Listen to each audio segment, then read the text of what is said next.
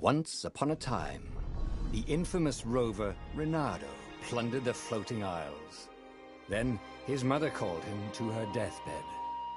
"Swear to me that you won't die on the gallows," she rasped.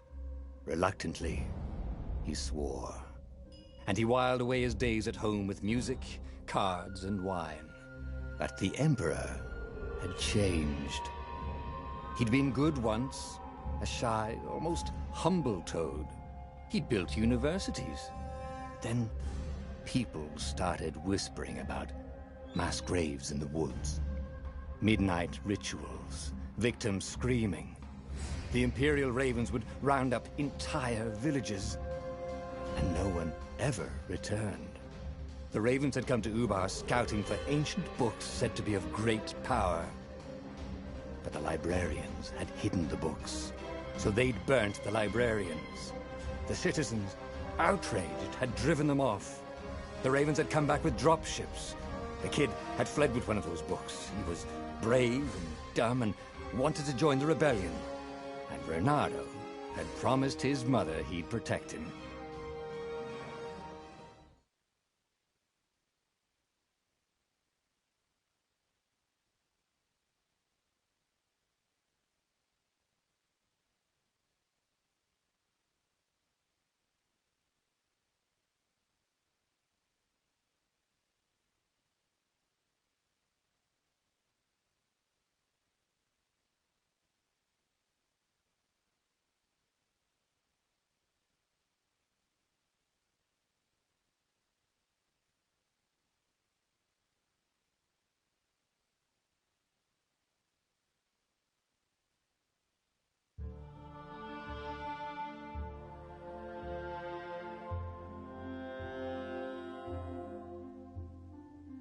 The kid was looking down, watching his city burn.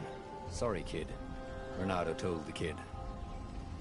"Look, if we give them the book, they'll leave you alone." "My mother died for this book!" "I promised her I'd protect you."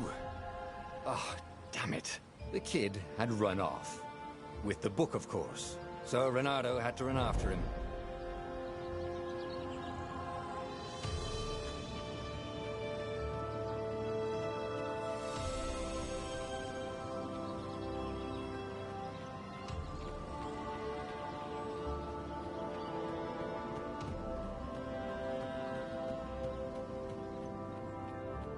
The two ravens were staring at the kid like he was their dinner, which probably was what was in their tiny brains. "Hey," Grandad said. They cocked their heads at him. "Pick on someone as ugly as you." Wait, that didn't come out right. "For the Emperor!" The ravens cawed and rushed at him.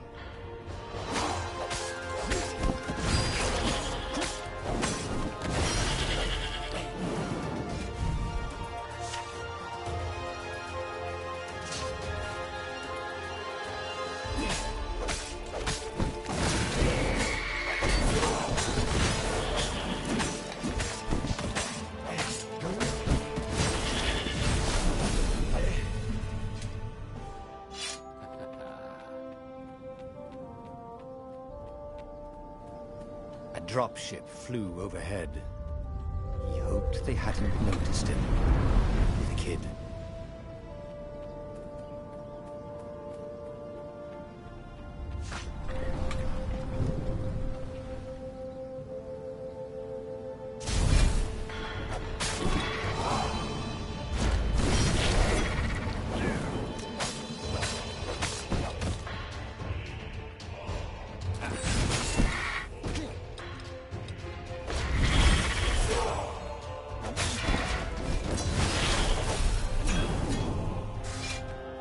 Oh, right.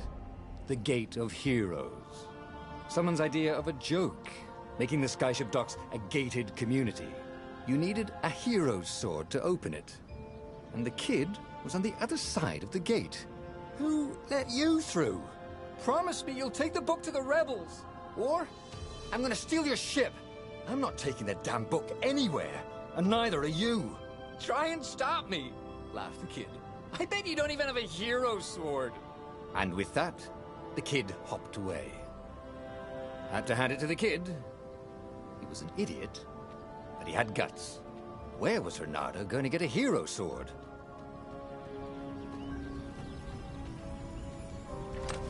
Ore and wind essence? Perfect.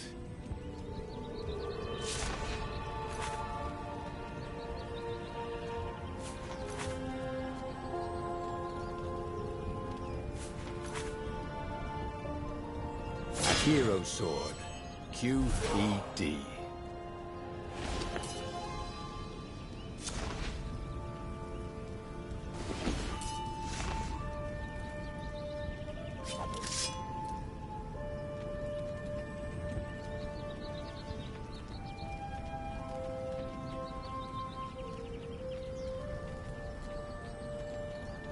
This is what he got for settling down and finding people to care about.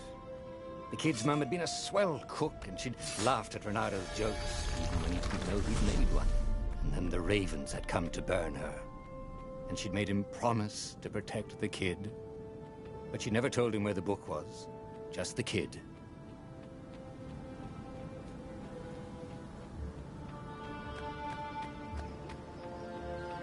He came up to a ledge. It was too far to jump. There'd been a bridge here before, hadn't there? And there was Peter, giggling at him. "How'd you get across?" he asked the kid. "Where'd you find a hook?" "I hopped," said the kid. Wise-ass kid. "Hey, look out behind you!" "Cute," said Reynardo. Ah, ravens.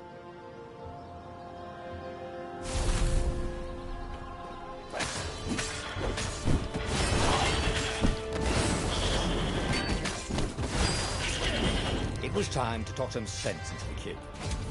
Just hook his way across the ledge and chase the kid down.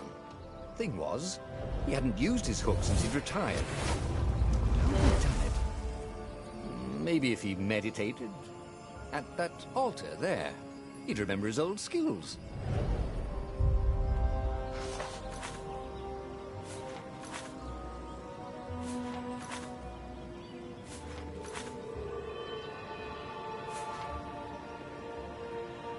It was starting to come back to him.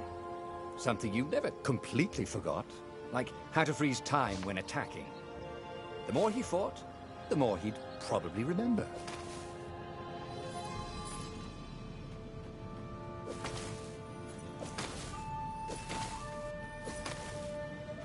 And there was the Farfarer. She was the fastest ship he'd ever known. She could do the Kestra run in 12 furlongs. Oh, so the salesman had told him. And something told him the kid was about to walk into an ambush. "Stop!" he shouted. "I'm not giving you the book!" shouted the kid, and took off. "No! Peter!" But the kid ran for it, and a goggler nailed him with its ivy.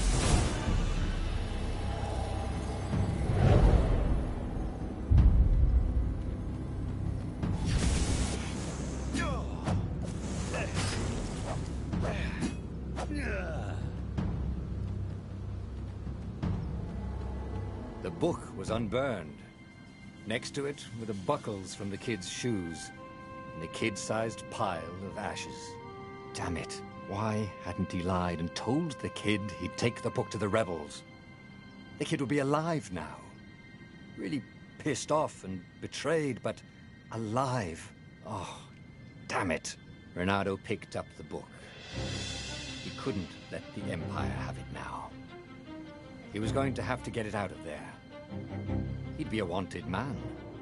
Probably have to join the rebellion just to have a place to dock. Well, he'd hated home life anyway.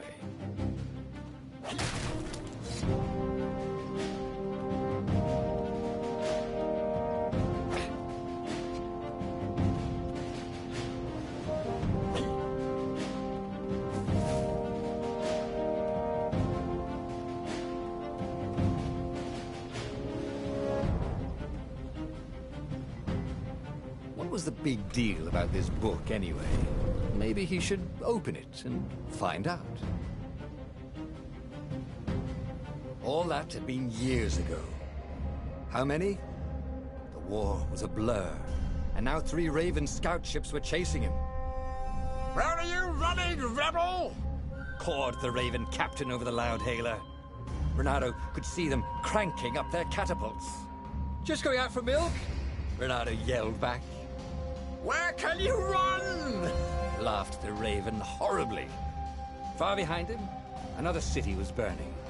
The dark cloud above its island was thousands of Imperial ships. The fleet was doing a thorough job. Take us to the rebel base, and we'll spare your life! It cawed. The entire jury-rigged rebel fleet was only a few islands to the east. Beyond that were only the pillars of heaven, a sea of endless blood-colored tornadoes. The rebellion was out of time, unless Renato could bring a game-changer. Maybe he could. Renato had found out where he could find the pieces of the Sky Ripper, the legendary weapon that had exiled the lost gods. Surely a legendary weapon could win the final battle. On the other hand, his old friend Lapino had sent Renato a desperate message saying he had a brilliant scheme to save the rebellion. If Renato could only rescue him. Renato dived the Farfarer towards the abyss. As he felt the heat of the jet stream, the Raven ships peeled off, not stable enough to follow him down there. Now it was time to choose. Lapino or the Sky Ripper.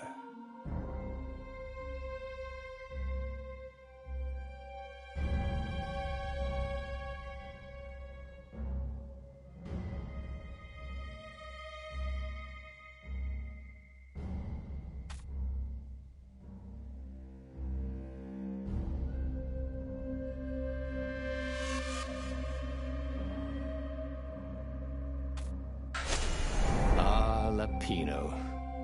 Apparently, the Mad Rabbit had sold a Pegasus that he did not exactly own. Lapino always wiggled out of trouble, given time. But he was out of time. The Ravens had figured out that Lapino was a rebel spy. If the fleet reached him first, they'd string him up for that. Never mind the winged horse.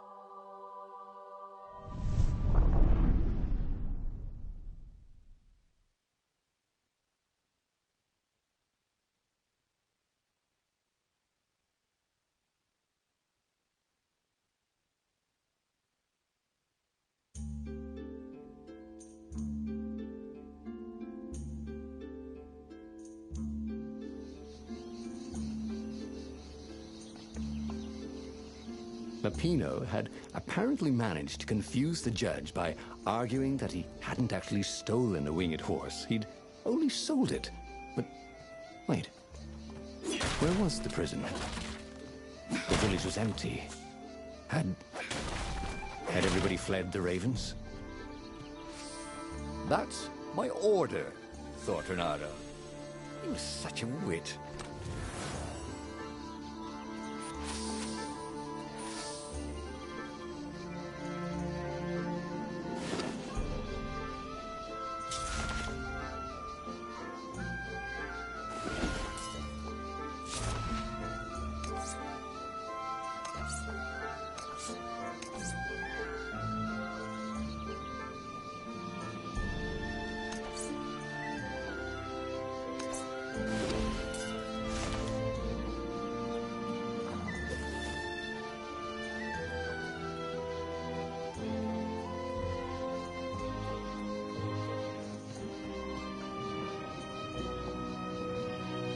Renato had always wanted a flying carpet. This was more like a flying tabletop, but it would do.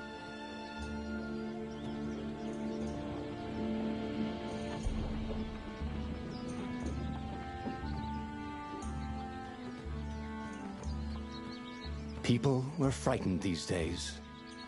Just 2 weeks past, Renato had sneaked through an empty town and listened to the Ravens caw about the Emperor's new taste in ritual sacrifice. Renato's blood was up. He just needed to smash something.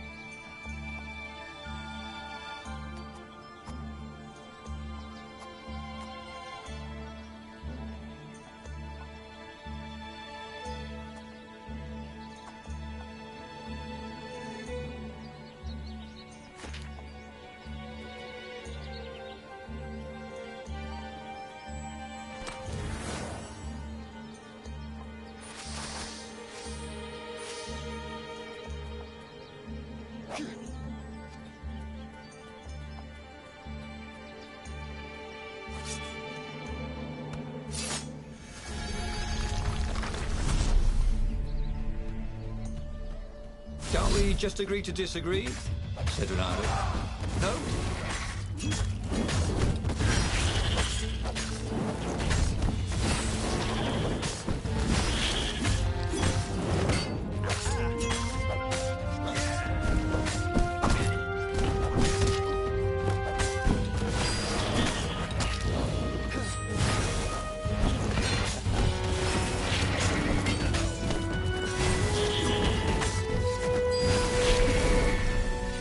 Ravens were landing everywhere.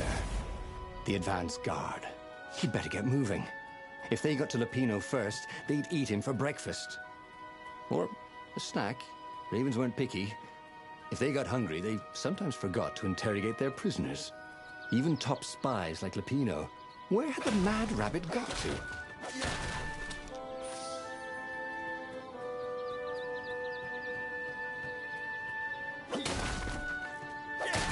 Renardo felt a little better.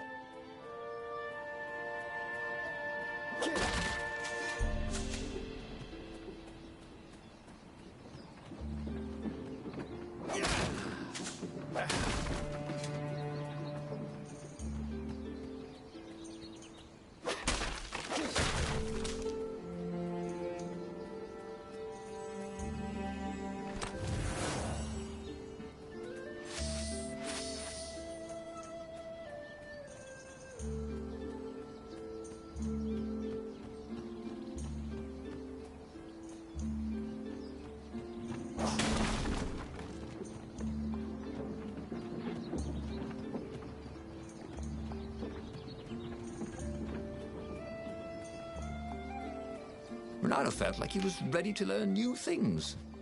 Thank goodness he didn't have to go to school for that.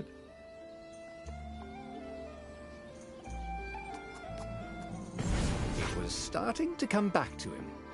Something you never completely forgot, like how to freeze time when attacking. The more he fought, the more he'd probably remember.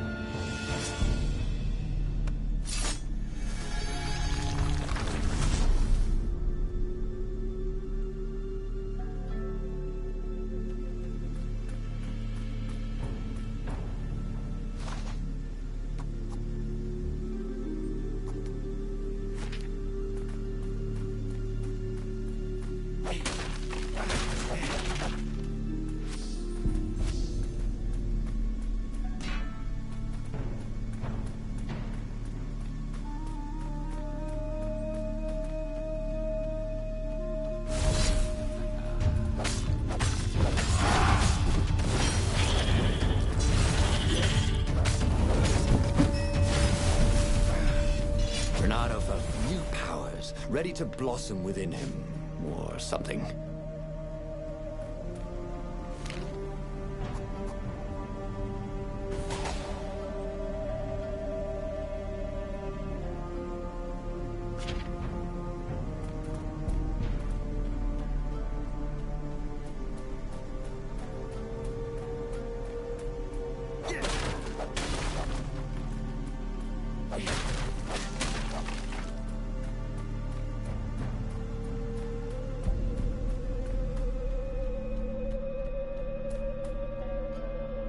Dirty and bloody, Renardo finally reached Lupino. The rabbit was practicing his shuffle. Renardo recognized the cards. It was Lupino's favorite deck. Oh, I thought you were in danger. I am. The ravens are coming. Oh, the prison thing. Right, yeah, see, this guard owed me 53 ducats, so we made a deal. They're very reasonable people, actually, for weasels. Now, I got a brilliant plan to kidnap Zenobia. We capture Zenobia, we find out what she knows, and that's the whole war right there. Easy peasy, lemon squeezy. Capture the Emperor's greatest general, who also happened to be a deadly sorcerer and, oh, his only daughter. That would be worth it. On the other hand, he could still get to the core of the Sky Ripper, even if he couldn't get the whole thing. It must have great power. Zenobia wasn't just the Emperor's daughter, of course. She'd been Renado's best friend in Sword Fu school. And you're still mad for her, the rabbit reminded him. They'd been close. She'd told him things no one else knew. But she'd never told him who she really was. She knows all the Emperor's plans, chuckled the Master Spy. She won't give them up easily. She'll tell the interrogators, all right, said Lapino. Taking her would change the game, all right.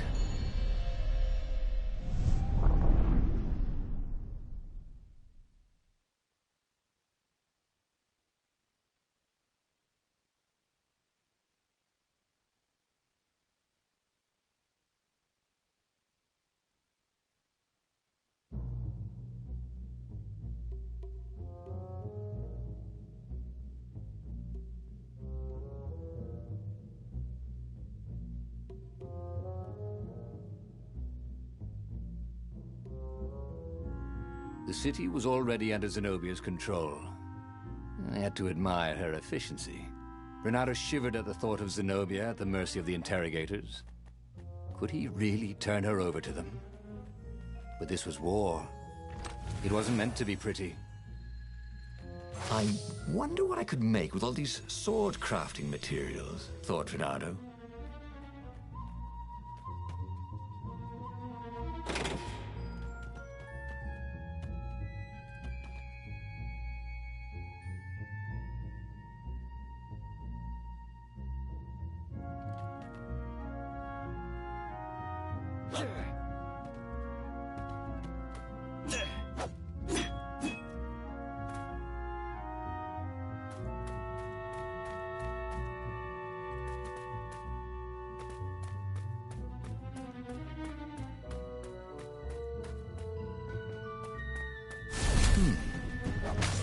Hero Wall. Hero Sword. Sword. Ice. Cube.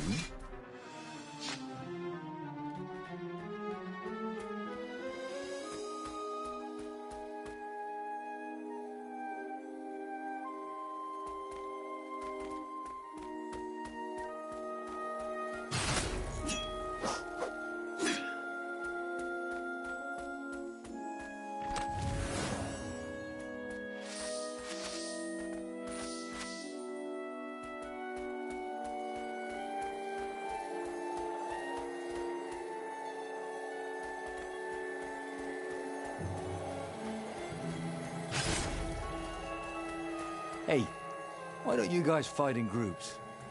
Oh, I know. Because there's no I in team.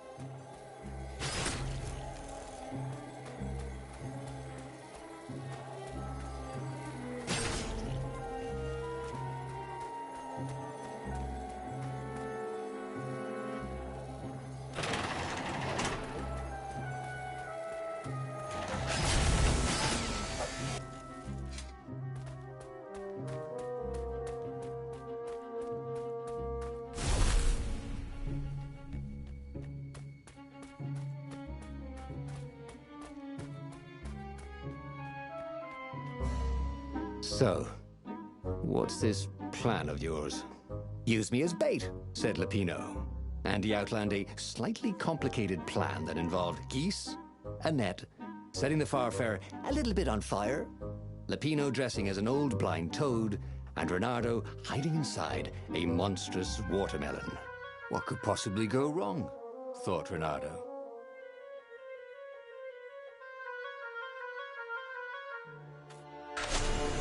Oh, go ahead. I'm sure you know better, said Lapino.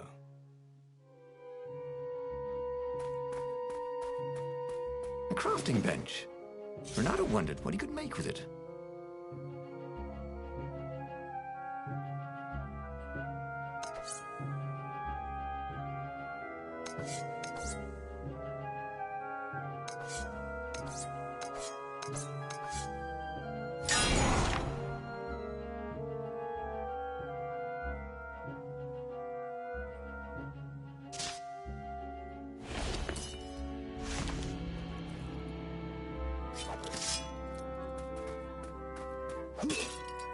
Renato, smash!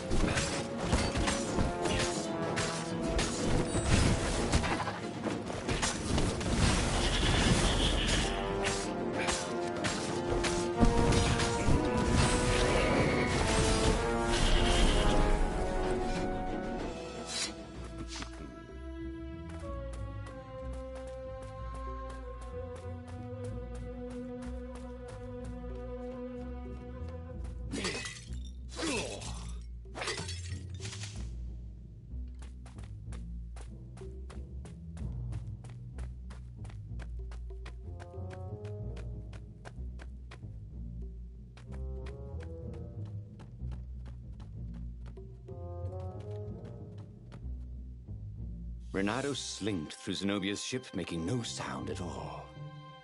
Where were her guards? Finally, he reached her bedroom. She was curled up on her bed. Oh, he'd forgotten how beautiful she was. How sleek. How soft. He tapped her on the shoulder with his sword. She became smoke. And he noticed he had a blade to his throat. Stay a while. Heard a familiar voice. Did you really think you could capture me? Zenobia said as her ship lifted off. Now I just wanted some privacy, Renato said. Did you ever wonder why the Emperor adopted you? And he told her why. His Imperial Majesty wanted to bring the lost gods back. They could make him immortal. But to seal the bargain, he needed a sacrifice. Someone who truly loved him. You're lying. She was furious. You can't prove that. I can. And so, they set sail for the Nexus.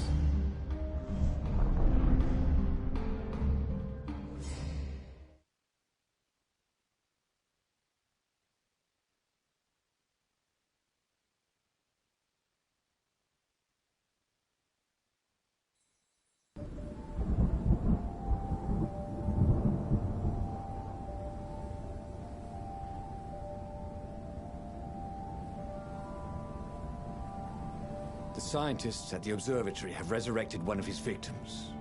Well, he's not exactly alive, but he can talk, and he can't lie. You took a big risk. You know, I could just cast a spell to make you tell me where the rebel base is, and you wouldn't consider that cheating? She frowned. Ugh, fine. Let's go get your witness. The rebellion had started after atrocities that the Empire hushed up. Renato had rescued a priest whose order had been massacred for one book. He had slept in a burnt village. Dead kittens and puppies had come to tell him what the Emperor had done to them.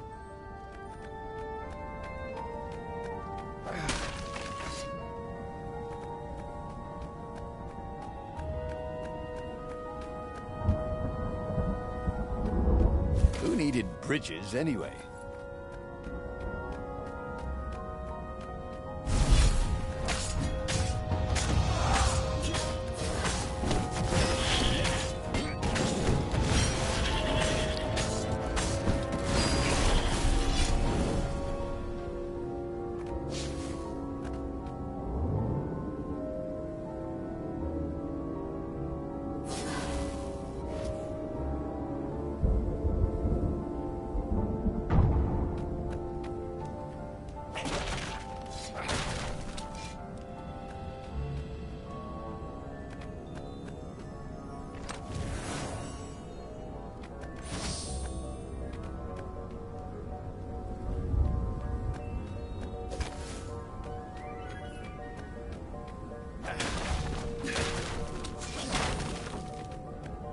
He wasn't that good.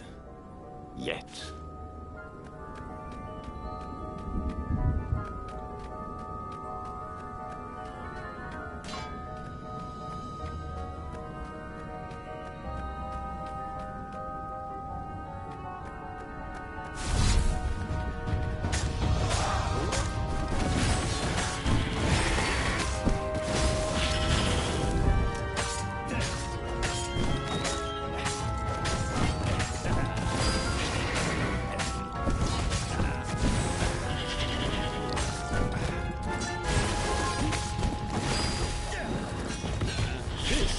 Within your aerobics crate.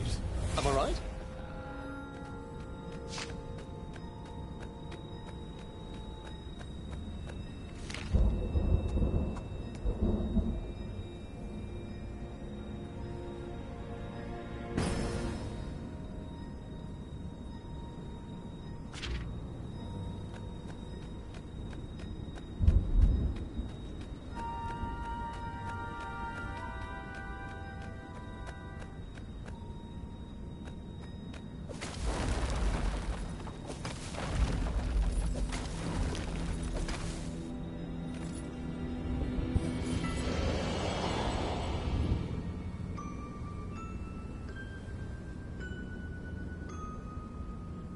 Up with him. She seemed troubled. All right, out with it, he said. He sent his ravens to search for an ancient crystal. Something called the Iblis Stone. Iblis? Isn't he one of the lost gods? He shivered. A stone dedicated to one of the lost gods. Well, that could give great power. But what would the god demand in return?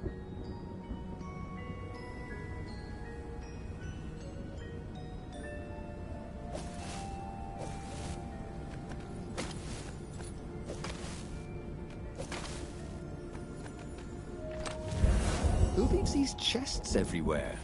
Wondered Renato. I should send him a thank you note.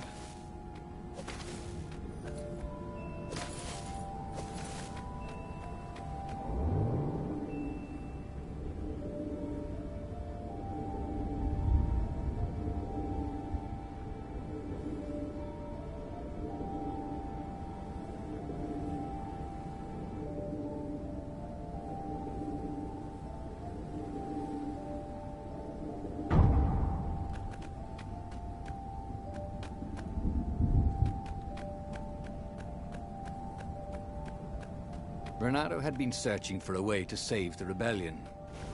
Lapina wanted to capture and interrogate Zenobia.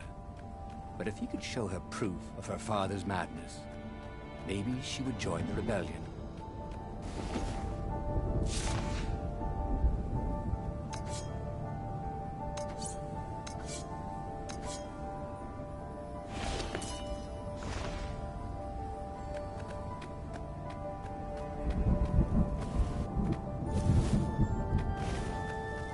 There was an inscription. Praise the sun.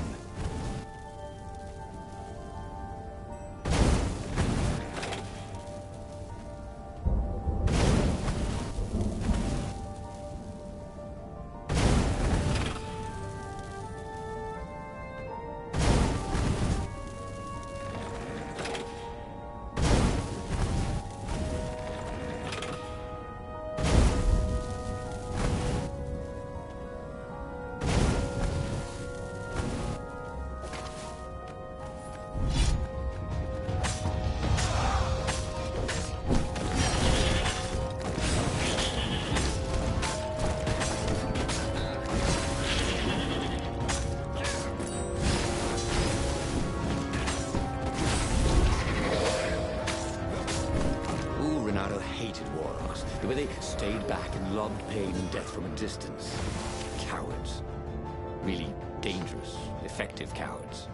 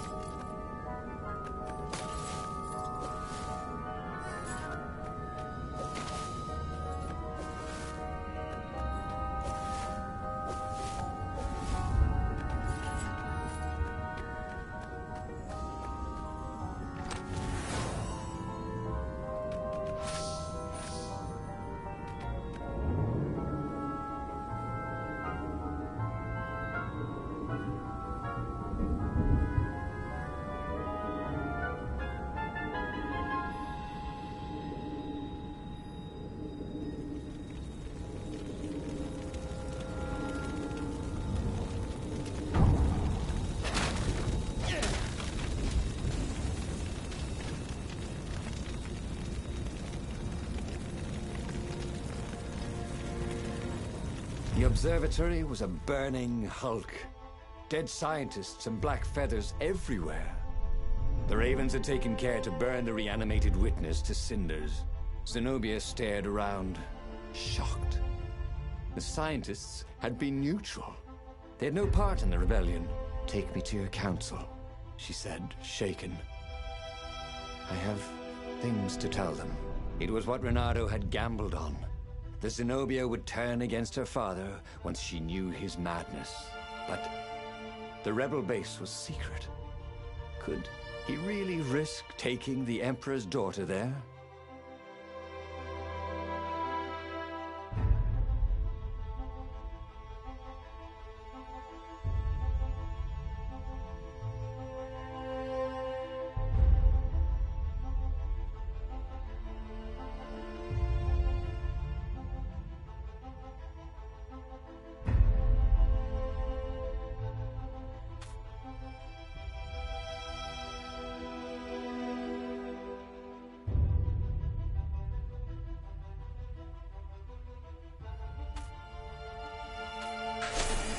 Reynardo reached Lapino by Farspeaker Toad, the one creature the Ravens had left alive at the observatory. I'll meet up with you at the base, Lapino said through the Toad. "Good thinking." Reynardo gave him the coordinates. "There's a shuttle here I can borrow." Reynardo found Zenobia in the chart room. "I've been having awful dreams," she said. "Dead kittens and worse. I thought they were only dreams, you know. Why would anyone want the lost gods back? In those days, the favorite of a god could become immortal." She held herself and shivered. "He wants to become an eater of souls." "Well, I'm not afraid of dying. Just dying of boredom," Reynardo said, but she didn't laugh. Silence fell as they flew towards the ruins of the city of Ubar, where the rebellion leadership was hiding. If Zenobia couldn't help them fight off her father, no one could.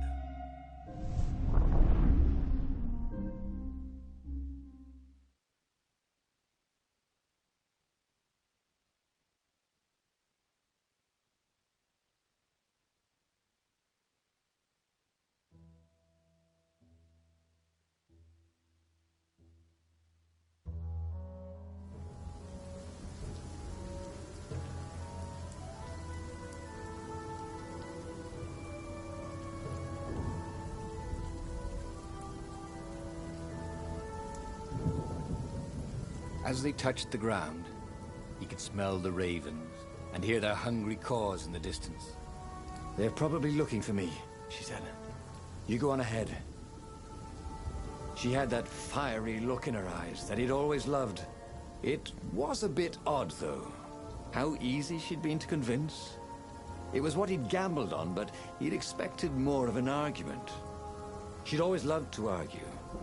She considered it the fastest way to the truth. Maybe she'd long suspected the truth. Sometimes all it took was taking the bandages from your eyes. That must be it, he told himself.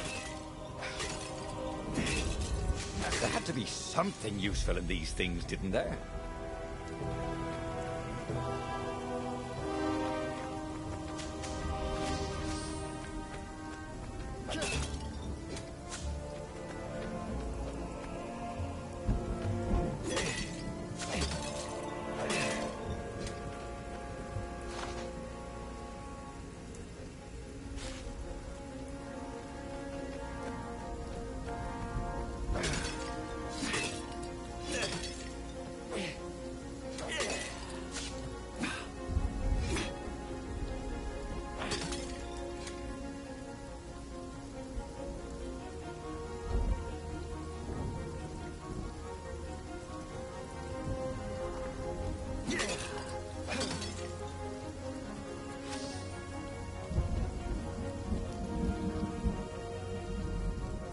It was a bit windy up here.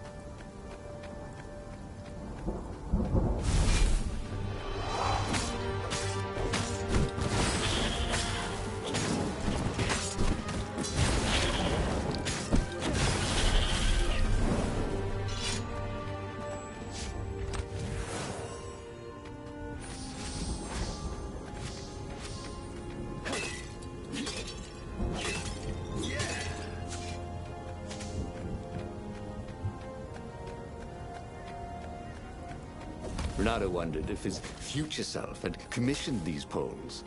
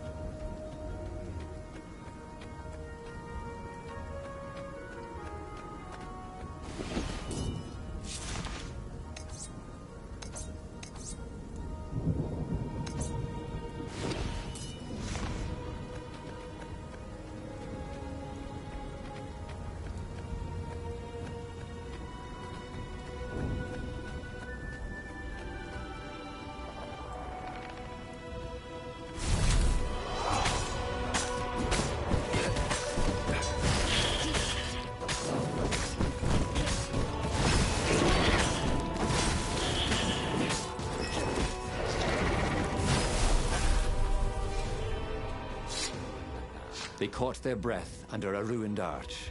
"It's beautiful," she said. "This was the library of Ubar," he said. "Your father's ravens thought they had an ancient book." She nodded. Was she crying? This was exactly what I wanted, Renato thought. To turn her to our cause. So, why do I feel something is terribly wrong? Because nothing ever goes this smoothly, is why.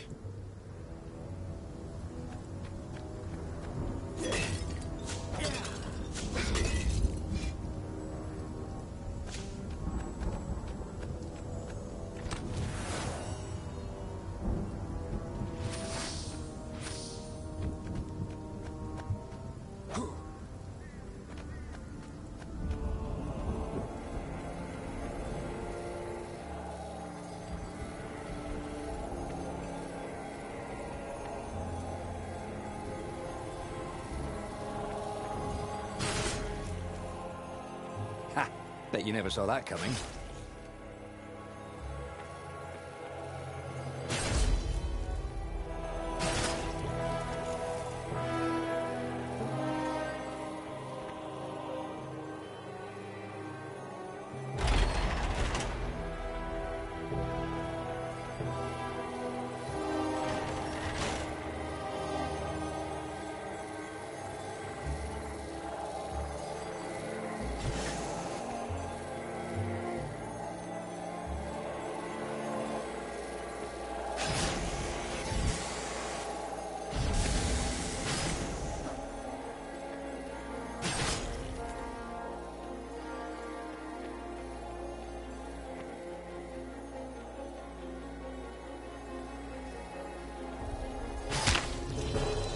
Slippy's hit, he thought.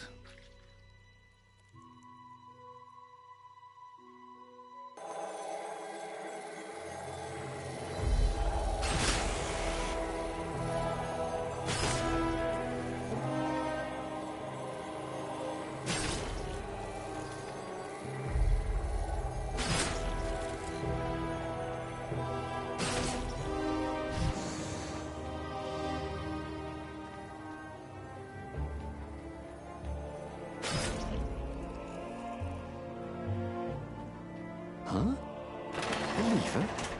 That was new. Most people still use doorknobs. The long stairs.